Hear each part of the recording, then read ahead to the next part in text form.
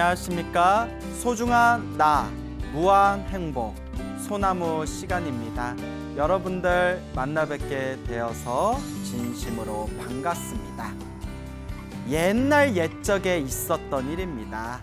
옛날 옛적에 천병산이라는 산에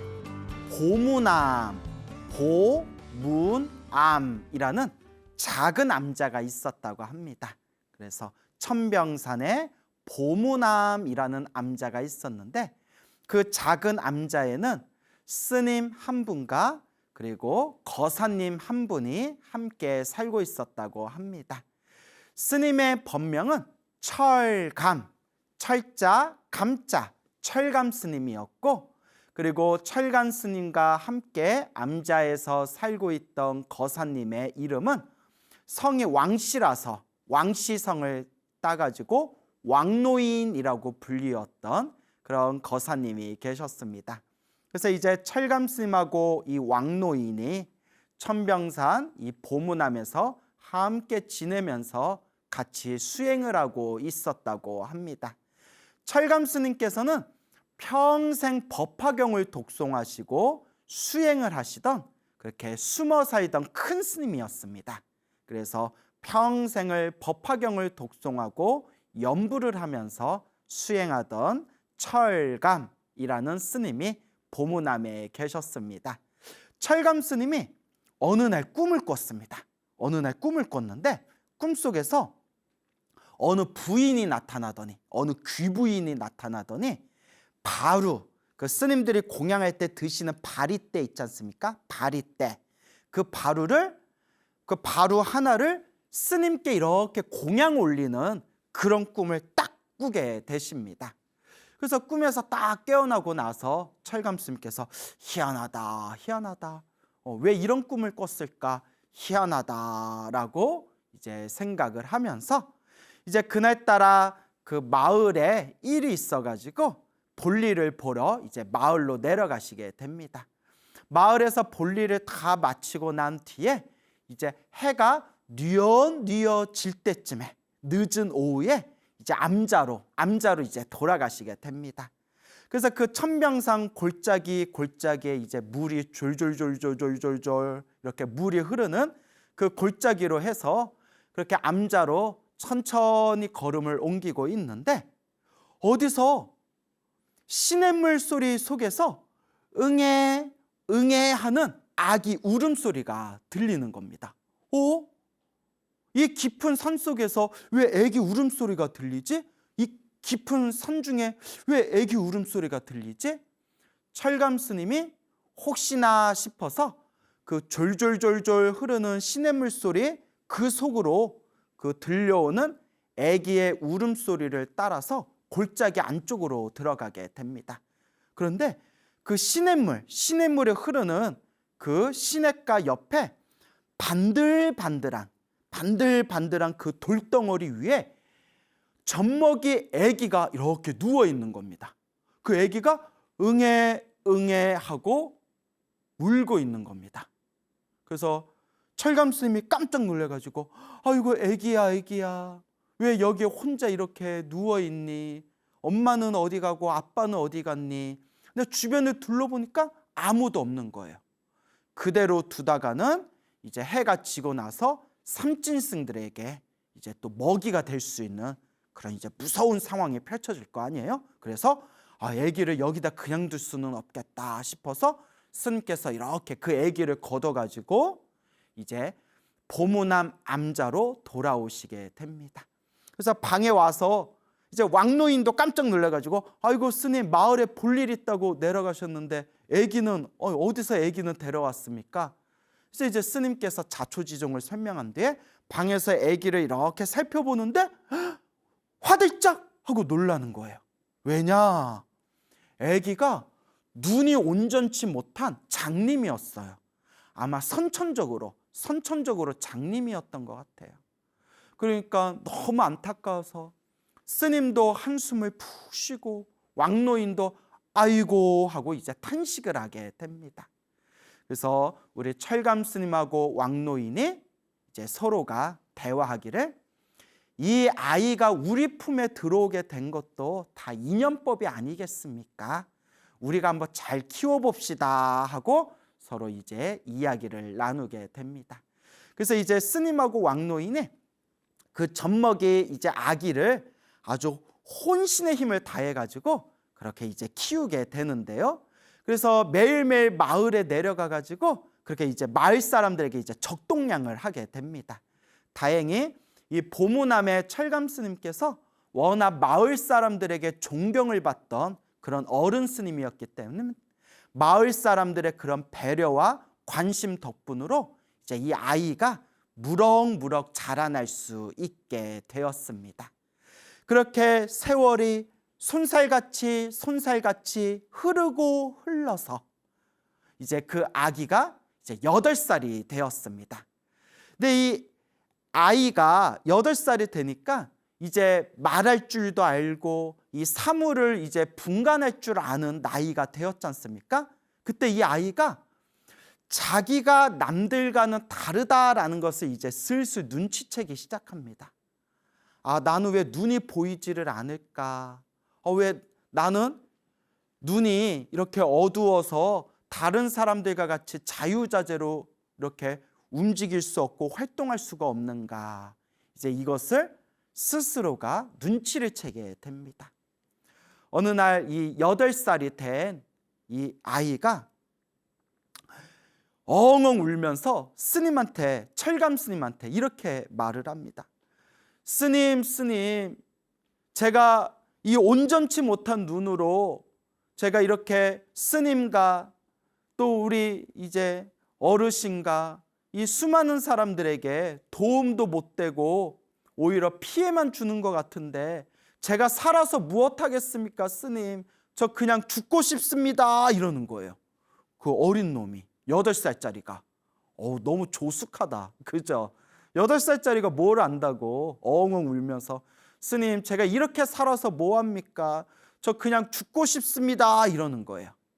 그때 철감 스님께서 가만히 그 울고 있는 그 아이를 어루만져 주면서 아이야, 얘야, 내가 너의 이름을 뭐라고 지어줬느냐? 해안. 내가 너의 이름을 해안이라고 지어주었다. 해안. 지혜 해자에 눈안자예요. 지혜의 눈. 그래서 아이에게 해안, 지혜, 해, 눈, 안, 지혜의 눈이다 라고 이제 해안이라고 이름을 지어준 거예요. 얘야, 내가 너에게 왜 해안이라는 이름을 지어줬겠느냐? 이 육신의 눈은, 이 몸뚱아리의 눈은 허망하고 영원하지 못한 것이다. 덧없는 것이다. 하지만 이 지혜의 눈이야말로 영원하고 가장 값지고 그리고 가장 훌륭한 것이다. 나는 네가 비록 육신의 눈은 온전하지 못하지만 이 육신의 몸보다 더 소중한, 더 훌륭한, 더 값진 지혜의 눈을 얻어라 라는 뜻에서 너에게 해안이라고 이름을 지어준 것이다. 근데 왜 그런 약한 소리를 하느냐? 왜 그런 슬픈 소리를 하느냐? 해안아, 지혜의 눈을 뜨면 되지 않겠느냐라고 철감 스님께서 아이를 어루만져 주십니다. 그 8살짜리 아이를 어루만져 주시면서 하시는 말씀이 해안아, 네가 만약 내가 시키는 대로만 한다면, 내가 시키는 대로 딱 10년만 열심히 한다면 너는 앞으로 중생들을 널리 살릴 수 있는 의원 중에 최고의 의원인 부처님과 같은 대의왕이 되어서, 부처님을 의사 중에서도 최고의 의사다 해서 대의왕이라고 불리거든요. 부처님과 같은 대의왕이 될 것이다. 10년만 내가 시키는 대로 하면 너는 대의왕이 될 수 있을 것이다. 널리 중생들을 살릴 수 있을 것이다. 내가 하라는 대로 한번 해보겠느냐. 그러니까 아이가 얼마나 순진해요. 저도 부처님과 같은 위대한 존재가 될 수 있나요? 스님, 할게요. 제가 어떻게 하면 될까요? 그래서 이제 스님께서 그 다음날 철감 스님께서 그 삼배 자루 있잖아요. 그 삼배 자루에다가 그 천으로 만든 삼배 자루에다가 그 시냇가에서 모래 있죠. 모래를 가득히 이제 가득히 담아서 그 이제 절에 가져오셔서 해안 스님에게 그걸 이제 해안이에게 건네줍니다. 해안아, 지금부터 오직 자나깨나 관세음보살을 염불해라. 오직 일심으로 일념으로 관세음보살을 염불해라.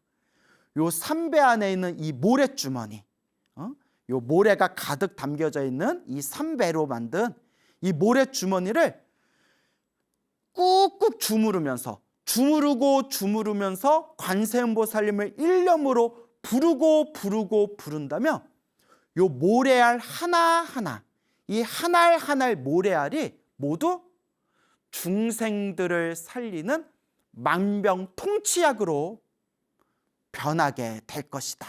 그러니까 오늘부터 오직 관세음보살님만, 아침 저녁으로 오직 관세음보살만 부르면서 요 모래주머니를 꾹꾹 주무르라. 단 절대 마음에 의심하는 마음이 있어서는 안 된다. 할 수 있겠느냐? 애기들이 얼마나 순진해요. 그래서 옛날 큰 스님들께서도 사실 진짜 큰 교육은, 진짜 큰 공부는 애들 때 시켜야 된다라고 말씀하시는 분들이 있습니다.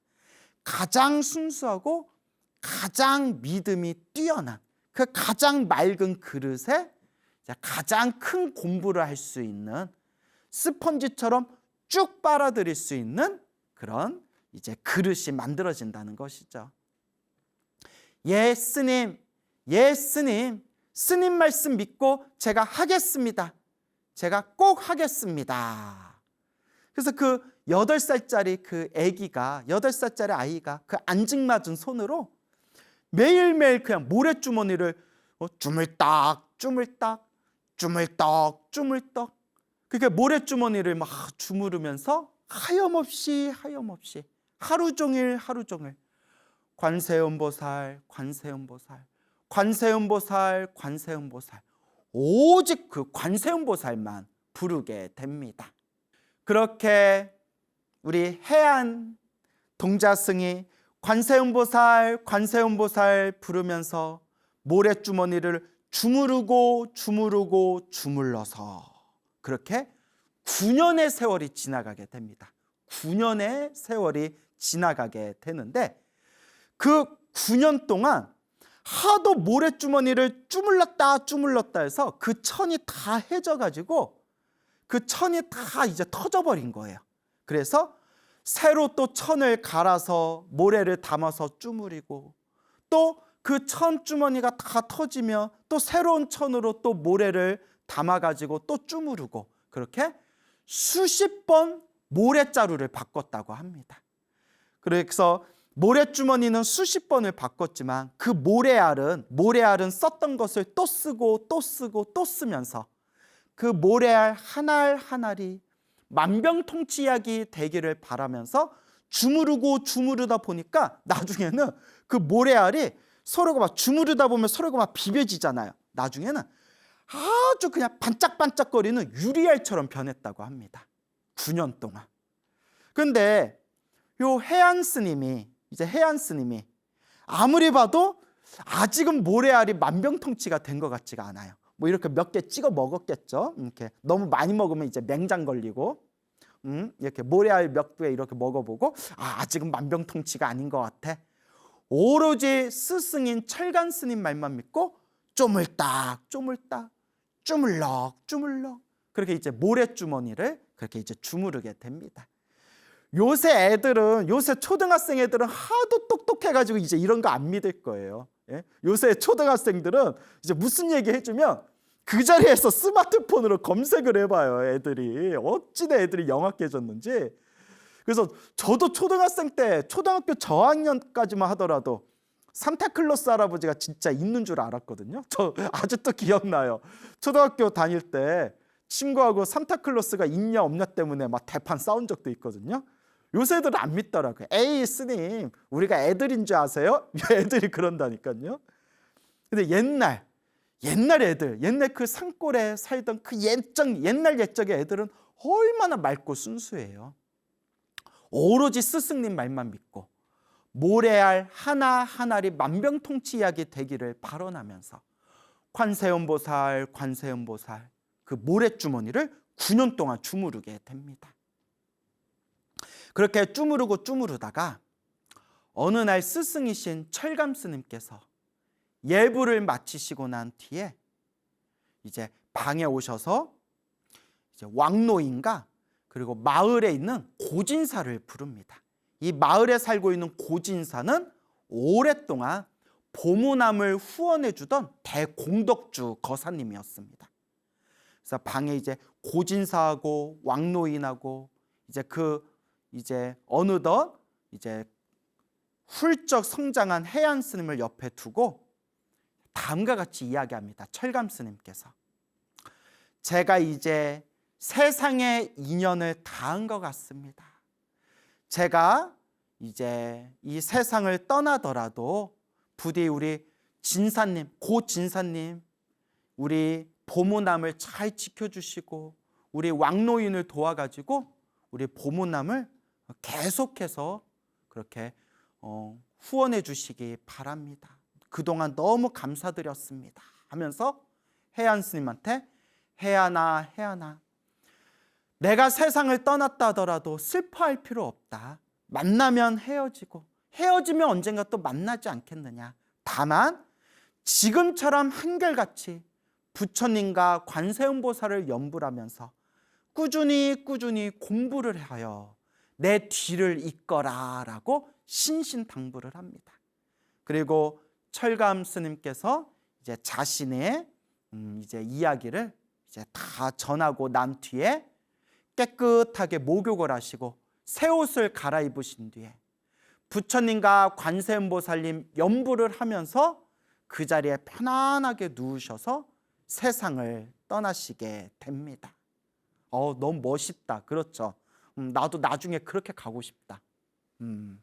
하여튼 그래서 그렇게 철감 스님께서 세상을 떠나시고 그 다음 해가 되었을 때 드디어 우리 해안 스님이 모래주머니를 주무르고 관세음보살을 염불한 지 딱 10년이 되는 해였어요. 10년이 되는 해였는데 분명히 스승이신 철감 스님께서 네가 내 말대로 10년만 주무르면 이 모래알이 만병통치약이 될 것이다 라고 하셨는데 10년이 됐는데도 모래알은 그냥 모래알이에요. 그래서 다른 사람 같으면 속았다 훌떡 속았다 라고 생각할 수도 있었겠지만 이 맑고 깨끗하고 순수한 마음을 가졌던 해안 스님은 스승이 나에게 거짓말할 이유가 없다. 스승이 나를 속였을 리가 없다.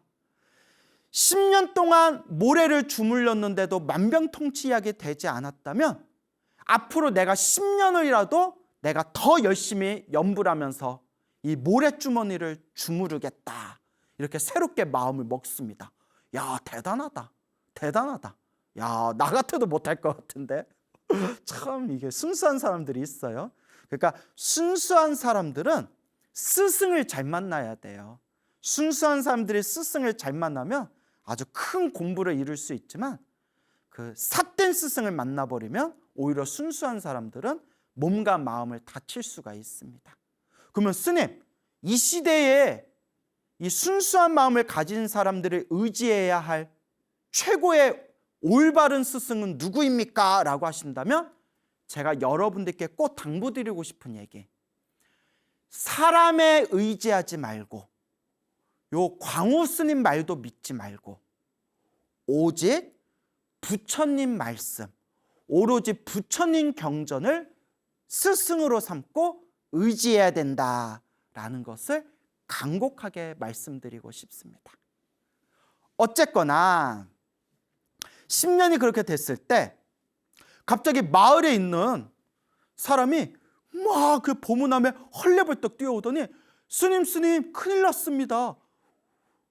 마을의 고진사님이 쓰러졌습니다 이러는 거예요. 그러니까 평생 동안 이 보문함을 그냥 일심으로 한결같이 보문함을 보호해 주던, 그리고 후원해 주던 고진사님이 쓰러졌다니까 놀래가지고, 아이고 우리 그렇게 인덕을 갖추신 진사님이 왜 갑자기 그렇게 쓰러지셨을까 해가지고 그 마을 사람을 따라가지고 고진사님 댁에 해안 스님이 찾아가게 됩니다. 이제 눈이 안 보이니까 마을 사람 이제 이렇게 손을 붙들고 이제 따라갔겠죠. 그래서 딱 들어가 봤더니 고진사님이 중풍으로 쓰러진 거예요. 중풍으로 하고 이제 중풍으로 딱 쓰러져 버린 거예요. 그래서 자기가 어떻게 해야 될지 모르겠는 거예요. 어떡하지? 의원은 왔다 갔습니까? 네, 그 의원은 뭐랍니까? 이거 어떡하지? 그래서 자기가 할 줄 아는 게 뭐예요? 해안 스님이 평생 10년 동안 했던 게 뭐예요?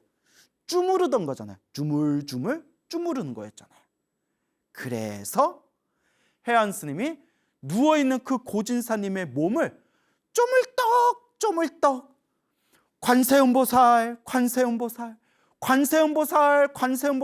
하염없이 관세음보살을 부르면서 해안 스님이 고진사의 몸을 쪼물떡 주무릅니다. 그렇게 한참을 주무르는데 갑자기 의식을 잃었던 고진사가 한숨을 푹 내쉬면서 아이고 잘 잤다 하면서 자리에서 부스스 일어나는 거예요. 그 자리에서 그 모습을 본 가족들과 하인들이 그 모습을 보고 다들 놀라 자빠져가지고 기적이다 신통이다 해안 스님이 신통력으로 우리 고진사님을 일으켜 세웠다 하고 이제 난리가 났습니다. 맞아요. 그 모래알이 만병통치 약이 된다고 했잖아요. 모래알이 만병통치 약이 된 게 아니라 해안 스님 손가락이 만병통치 약이 된 겁니다. 10년 동안 관세음보살을 하염없이 부르면서 일념으로 모래주머니를 쭈무렸던 그 손가락이 만병통치가 된 거예요. 이렇게 점점 사람들 사이에서 해안 스님의 소문이 퍼지면서 순식간에 그 산골짜기, 천병산 산골짜기 있는 보문함에 수많은 사람들과 병자들이 모이게 됩니다. 그러니까 이제 해안 스님이 이제 병자들이 찾아오면 이렇게 쪼물딱 이렇게 주물러 주면 다들 병이 벌떡벌떡 병이 낫는 거예요. 막 전국에 막 소문이 퍼지고 사람들이 막 미어 터지니까 이제 어떻게 예약제로 이렇게 예약제 받고 줄이 길면 중간에 안표도 팔고 내용이 좀 이상해지네요. 웃자간 말이고. 그래서 해안 스님이 이제 이렇게 힘들고 괴로운 병자들을 내가 이제 위로해 주겠다. 그들의 아픔을 조금이라도 어루만져 주겠다라는 자비심으로 그렇게 찾아오는 사람들을 이제 만져주고 그들의 병을 치료해 주게 됩니다. 그렇게 해서 그 짧은 시간 동안 이 해안 스님의 이름이 이제 전국에 나라에 널리 퍼지게 되었는데, 그때 그 왕궁에 왕과 왕비가 큰 근심에 빠지게 됩니다. 그냥 눈에 넣어도 아프지 않은 금이야 오기야 키운 공주가 있는데, 공주가 갑자기 쓰러져서 3년 동안 의식을 못 차리는 거예요. 그래서 나라 안에 있는 수많은 명의들을 불렀지만 공주가 의식을 차리지를 못하고 자리에서 일어나지를 못하는 겁니다. 그러다 문득 그 나라 안에 널리 이제 이 해안 스님의 소문이 퍼지면서 저 천병상 보문함에 해안이라는 젊은 스님이 있는데 그 스님이 손으로 스치기만 하더라도 병자의 병이 다 사라지더라 라는 이제 소식을 듣고는 왕명을 내려서 사신을 보내가지고 이제 우리 해안 스님을 이제 모시게 됩니다. 그래서 이제 해안 스님이 부랴부랴 이제 서울로 상경을 해가지고 이제 왕궁에 들어가게 됩니다. 이제 왕궁에 들어가 가지고 이제 누워 있는 이제 공주님, 이제 눈은 보이지 않으니까 이제 사람들의 도움을 받았겠죠. 누워 있는 공주님의 이렇게 맥을 짚어본 뒤에 그 공주님 몸에 있는 맥을 따라 가지고 관세음보살, 관세음보살, 그 관세음보살의 거룩한 자비로운 그 손길을 마음에 떠오르면서 그 공주님의 몸에 있는 맥을 따라서 이렇게 이제 지압을 해주게 됩니다. 그렇게 한참 동안 관세음보살, 관세음보살 연부를 하면서 공주님의 맥을 지압해주고 지압해주고 그렇게 한참 동안 지압을 해준 뒤에 해안 스님이 자리에서 일어나기도 전에 공주님이 눈을 번쩍 들고 3년 동안 의식을 잃었던 공주님이 의식을 되찾게 됩니다. 궁전이, 왕궁이 뒤집어졌겠죠. 그렇게 부시시시 공주님이 자리에서 일어나면서 난 누구? 여긴 어디? 어머니, 아버지 왜 그러세요? 다들 사람들을 왜 그러지? 왜 울고 있지? 뭐 이런 이제 아름다운 장면들이 이제 펼쳐지게 되었겠죠. 어쨌거나 3년 동안 누워있던 공주가 건강을 되찾게 됩니다. 왕과 왕비가 얼마나 감동을 받았겠어요. 스님, 소원이 뭡니까? 스님의 소원이 뭡니까? 모든 소원을 다 들어주겠습니다. 근데 여러분, 이제 사이비들은 이제 가짜 사이비들은 이제 막 돈을 요구한다거나 권력을 요구한다거나 이러겠죠. 하지만 우리의 맑고 깨끗하고 순수한 우리 해안 스님은 저는 아무런 소원이 없습니다. 저는 어서 보문함에 돌아가서 저를 찾는 병자들을 조금이라도 더 치료해주고 싶습니다. 와, 완전 모범 답안이야. 모범 답안. 이렇게 말해야 왕이 더 감동받잖아요. 이거 약간 감동 파괴인가? 예, 완전 모범 답안. 이렇게 얘기해야 왕과 왕비가 와, 정말 훌륭하신 성인이시다 이렇게 감동받잖아요. 예, 웃자고 한 말이에요, 여러분. 저는 그냥 절로 돌아가기를 원합니다. 그거 이제 왕과 왕비가 후한 상을 내리고, 그리고 이제 왕이 징표를 줍니다. 패를 하나 줘요. 징표를 스님에게 내리면서 앞으로 나라 안의 관리들을 만날 때 이 표를 보여주면, 이 패를 보여주면 왕의 명령과 같이 스님의 부탁과 청을 이 모든 나라 안의 관리들이 들어주게 될 겁니다. 이거는 왕이 증명한 징표니까 이걸 가지시고 필요했을 때 언제든지 사용하십시오 하고 이제 후한 상을 받게 됩니다. 어쨌거나 이제 나라 안에 이제 수많은 관리들의 호의를 받으면서 이제 보문함으로 길을 이제 가고 있는데, 보문함에 도착하기 전에 그 길 가운데 눈이 먼 웬 거지 여인이 나타나서 어르신, 어르신, 사또어른, 사또어른, 이 죄 많은 여인의 이 청을 들어주십시오. 제 딸을 찾아주십시오. 제 딸을 찾아주십시오 라고 막 울부짖는 거예요. 그러니까 스님을 호위하고 있던 요 관리들이, 군사들이 어디서 재수없게 거지 여자가 저리 썩거지지 못하냐? 이분이 얼마나 귀한 분인데 막 이렇게 하고 있는데, 우리 이제 해안 쓰면 자비심이 가득하잖아요. 그러지 마시오, 그러지 마시오. 저 여인을 잠깐 불러보시오. 그래서 그 여인을 부른 뒤에 자초지종을 물어보니까 스님, 저는 눈이 먼 거지 여인인데 일찍이 남편을 잃고 어린 딸을 의지해서 그렇게 구걸을 하면서 먹고 살았는데 우리 딸을 납치를 당했습니다. 제 딸을 빼앗아간 사람이 이 지역의 관리입니다 라고 막 울부짖는 거예요. 이 얘기를 듣고 그 고을을 담당하던, 그 지역을 담당하던 수령이 대경실색을 하면서 큰일 났다, 큰일 났다. 스님이 행여라도 왕에게 이 얘기를 말했다간 이 고을에 있는 관리들이 자기까지 완전 작살이 날 텐데 이거 어떡하냐, 이거 어떡하냐. 그래서 그 지역의 관리들을 그냥 닥달을 해가지고 그 고을의 수령이 니들 당장 저 여인의 딸을 찾아오라고 빨리 찾아오라고. 안 그러면 우리 다 죽게 생겼다고. 저 스님이 왕에게 얘기하면 이거 어쩔 거냐고. 그러니까 관리들도 행여라도 자기들한테 불똥이 튈까 봐 혼신의 힘을 당해서 하루 만에 범인을 잡게 됩니다. 그래서 하루 만에 그 못된 관리를 잡아내게 되고 그 딸을 무사히 그 눈이 먼 그 거지 여인에게 돌려주게 됩니다. 어쨌거나 이제 시간이 많이 지연이 돼가지고 하룻밤을 고을에 있는 여관에서 머무르게 되는데, 그때 이 스님이 그 거지 여인하고 한 방에서 이렇게 잠시 대화를 나누게 됩니다. 거지 여인이 스님 감사합니다. 이 은혜를 어떻게 갚습니까? 감사합니다. 스님, 저는 죄 많은 여자입니다. 저는 죄업이 많은 죄 많은 여자입니다. 저는 참으로 큰 죄를 지은 여인입니다.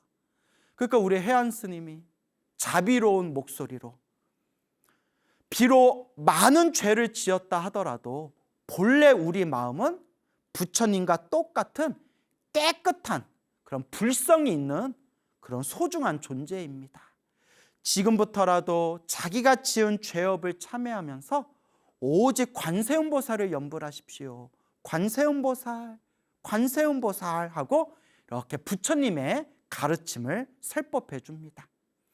그때 그 거지 여인이 그 스님의 설법을 듣다가 해안 스님도 눈이 멀었다, 눈이 먼 장님이다라는 걸 딱 이제 알아차리게 됩니다. 그때 이 거지 여인이, 이 장님인 거지 여인이 해안 스님에게 자신이 지은 죄업을 털어놓게 됩니다. 스님의 이야기를 듣다 보니까 제가 옛날 생각이 납니다. 제가 옛적에 남편과 함께 살다가 아들을 낳았는데 아들이 선천적으로 눈이 먼 장님이었습니다. 가뜩이나 먹고 살기도 힘들고 너무나 가난한데 이 남편이 자꾸 타박을 하고 그렇게 욕을 하고 핍박하는 바람에 우리 살자고 도저히 이 아이를, 눈먼 아기를 도저히 건사할 길이 없어서 이 아기를 제가 저 산에다가 버려둔 적이 있습니다. 산에다 버리고 나서 나중에 시간이 지난 뒤에 내가 이러면 안 되지 하고 다시 아기가 있는 그곳을 갔는데 삼진승이 이미 물어갔는지 아기를 찾을 수가 없었습니다. 저는 너무나 죄 많은 여인입니다. 그러다가 남편과 사이에 건강한 딸을 낳았지만 남편은 금세 세상을 떠나게 되고 덩달아 저도 두 눈을 잃게 되었습니다. 그래서 그냥 딸에 의지해가지고 이렇게 구걸하면서 이 죄 많은 이 생명을 지금까지 유지하면서 살아왔습니다.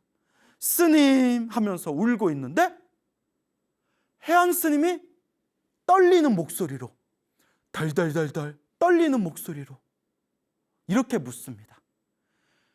그 아들을 몇 년 전에 어디다 버렸습니까? 예, 스님. 19년 전에 천병산 골짜기 돌 위에다가 놓아두고 제가 버렸습니다. 그때 해안 스님께서 제 나이가 19살이요, 저의 스승님께서 천병산 골짜기 시냇가 옆에 돌 위에서 저를 거두어 주셨습니다 하는 순간 이 장님 여인이 아들아 하면서 스님을 와락 껴안고, 스님도 어머니 하면서 그 거지 여인을 껴안고, 아들아 어머니 펑펑 이제 눈물을 흘리는데 순간 딱 하고 어머니 눈이 번쩍 뜨이고 해안 스님 눈이 번쩍 뜨인 거예요.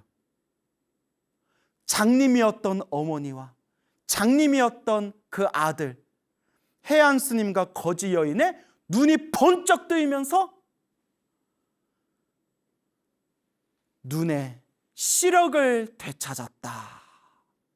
어떡해. 막 나 눈물 나. 눈물 나. 막 감동의 쓰나미가 가슴을 후려 때리네요. 예. 이 내용은 언제 봐도 감동스러워요. 그 다음 날 사람들이 해안 스님과 그 여인을 보고 모두 다 놀란 거예요.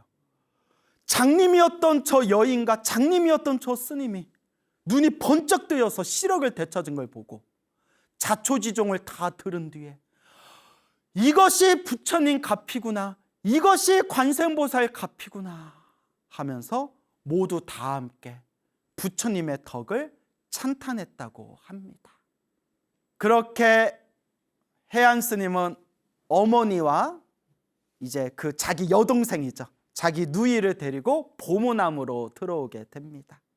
그리고 어머니는 머리를 깎고 비구니 스님이 되어서 평생 그렇게 이제 마지막 남은 생애를 오직 부처님을 부르면서 연부를 수행하였고, 이 해안 스님은 그 뒤로도 수많은 중생들의 병고를 어루만져 주면서 널리 널리 부처님 법을 전하였으니 수많은 사람들의 귀의를 받고 그 작은 보문암이 더욱더 번창하여서 훗날 보문암이 아니라 보문사라 이름 지어지는 큰 절이 되었다고 합니다. 너무나 감동의 이야기가 아닐 수 없습니다. 힘들고 괴롭고 너무나 답답할 때 좌절하지 마십시오. 우리 부처님께서 경전에서 항상 말씀하셨다시피 좋은 인연도 나쁜 인연도 내가 지은 업의 인연이다. 결국 내가 풀어야 할 나의 숙제들이다. 지금 이 순간 힘들고 괴롭고 답답할 때 간절하게 부처님을 부르고 관세음보살을 부르고 지장보살을 부르고 간절하게 지극정성으로 부처님께 의지하시기 바랍니다. 그런데 여러분, 제가 이 얘기는 꼭 드리고 싶어요. 이제 감동의 이야기, 이제 감동의 쓰나미를 이제 잠깐 이제 가라앉히고, 제가 여러분들한테 이제 가피 이야기, 영험단 이야기를 많이 들려드리잖아요. 근데 여러분, 세상에는 너무나 사이비들이 많아요. 사이비 종교인들이 많습니다. 그래서 이렇게 주변에 보면 나한테 제사를 지냈더니 모든 일이 술술 풀리더라. 내가 이렇게 만져줬더니 그 죽을 병이 낫더라. 이렇게 이제 막 광고하시는 분들이 있어요. 근데 여러분, 자, 아는 이제 신도님들이 이제 멋모르고 찾아갔겠죠. 내가 그런 걸 왜 자꾸 속느냐 했더니 너무나 힘드니까 그 지푸라기라도 잡고 싶은 마음이 이제 찾아가는 거예요. 근데 여러분, 찾아갔더니 항상 공통점이 있어요. 큰 돈을 요구해요. 큰 돈을 요구하면서 돈을 많이 내야 그게 정성이 되고 그 정성으로 효과를 빨리 볼 수 있다. 딱 들어도 뭔가 이상하죠. 부처님은 절대 그렇게 이야기하신 적이 없습니다. 그래서 제가 소나무를 통해서 여러분들에게 항상 전해드리는 가피 이야기, 수많은 영험담 이야기에 한결같은 핵심이 뭐죠? 내 스스로 염불하고 내 스스로 기도하고 내 스스로 업장을 소멸하는 겁니다. 내 스스로 수행의 힘에 의해서 닦아가는 겁니다. 그런데 내가 내 스스로 내 업을 닦지 않고 내 스스로 염불하고 기도하고 수행하지 않고 그냥 저분한테 큰 돈을 주고 나서 제사를 지내니까 뭐 일이 술술 풀리겠지. 저분한테 내가 큰 돈을 주고 저분이 막 이렇게 만져주면 그게 병이 낫겠지. 그거는 진짜 불교가 아닙니다. 물론 지장경 같은 경전에 보면 천도제의 공덕에 대해서 나옵니다. 저는 천도제를 부정하지 않습니다. 참고로 저도 매년 1년에 한 번씩 제 조상님들을 위해서 그렇게 천도제를 지내고 있습니다. 저도. 다만 천도제가 만병통치는 아닙니다. 제가 천도제를 지내기 때문에 당당하게 말씀드릴 수 있는 거예요. 천도제는 공덕이 있지만 절대 만병통치는 아닙니다. 내 운명을, 내 인생을, 내 팔자를, 내 업보를 녹일 수 있는, 바꿀 수 있는 가장 첫걸음은 정성스럽고 간절한 염불에서 시작되는 겁니다. 부처님, 부처님, 그 간절한 염불과 기도의 힘이 나를 점점 행복의 길로 이끌어 주는 겁니다. 그래서 항상 여러분들께 드리는 이야기, 기도하고 염불하고 업장을 소멸하세요. 항상 복을 지으세요. 항상 마음을 잘 닦으세요. 기도하고 복을 짓고 마음을 잘 닦아라. 이 세 가지에 내 운명을 바꿀 수 있는 핵심이 다 들어있다라는 것을 명심하시고, 저한테 막 이런 가피 이야기, 영험 이야기 들은 뒤에 혹해가지고 그런 이상한 사이비들 만나지 않았으면 좋겠습니다. 오직 부처님 경전에 의지하시기 바랍니다. 여러분, 행복해지고 싶습니까? 행복한 삶을 창조하고 싶습니까? 복을 지으십시오. 선업을 지으십시오. 공덕을 쌓으십시오. 복과 선업과 공덕의 힘이 여러분들을 진정한 행복의 길로 이끌어 줄 것입니다. 여러분, 성불하십시오.